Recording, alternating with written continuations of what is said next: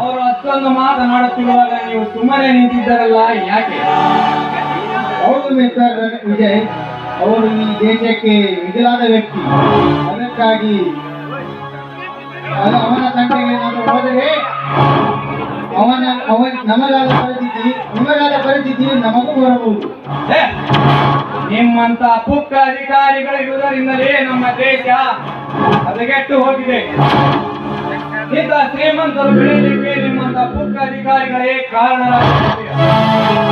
ಪವಿತ್ರವಾದ ಕಾಕಿ ಬಟ್ಟೆಯನ್ನು ಧರಿಸಿದ ಮೇಲೆ ಸತ್ತು ಹೋದರೂ ಸರಿ, ಕರ್ತವ್ಯವನ್ನು ನಿಷ್ಠೆಯಿಂದ ಮಾಡುವನೇ ನಿಜವಾದ ಪೊಲೀಸ್. ಸತ್ಯ ನ್ಯಾಯ ಧರ್ಮಕ್ಕಂತ ಇದ್ದರೆ ಒಬ್ಬ ಹೌದಾ ಮಿಸ್ಟರ್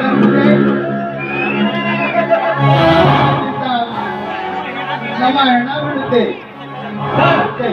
ನಾಮರ್ದನ ಮಗನೇ, ಹೇಗೆ ನ್ಯಾಯ ನೀತಿ ಸತ್ಯ ಧರ್ಮ ಎತ್ತಿ ಹಿಡಿಲಿಕ್ಕೆ ಆಗೋದಿಲ್ಲ ಅಂದ ಮೇಲೆ ನಿನಗೆ ಯಾಕೋ ಈ ಕ್ಯಾಪು ಲಾಠಿ ಬೆಲ್ಟು? ಹಿಡಿದಲ್ಲಿಟ್ಟು ಮಾತನಾಡು. ಪೊಲೀಸ್ ಅಧಿಕಾರಿ ಅದೀನಿ. ಬಿಸಿಯಾಗಿ ಮನೆಗೆ ಹೋಗಲಿ. ನಿಮ್ಮಂತವರಿಂದ ದೇಶಕ್ಕೆ ಅವಮಾನ. ಬಾಯಿಗೆ ಬಂದಂತೆ ಮಾತನಾಡಬೇಡ. ನಡೆ ಸ್ಟೇಷನ್ಗೆ, ಅಲ್ಲೇ ನೋಡಿಕೊಳ್ಳುತ್ತೇನೆ.